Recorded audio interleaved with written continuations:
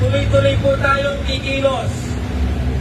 Hanggang hindi natutuloy ang impeachment, itutuloy natin ang pagkilos para panagutin ang mga kurakot at muli natin isigaw ang ating panawagan, mga kasama.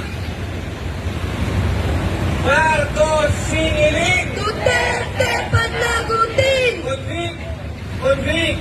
Convict Sara now! Convict! Convict! Convict Sara now! Burokrata kapitalismo! Ibagsak! Ibagsak!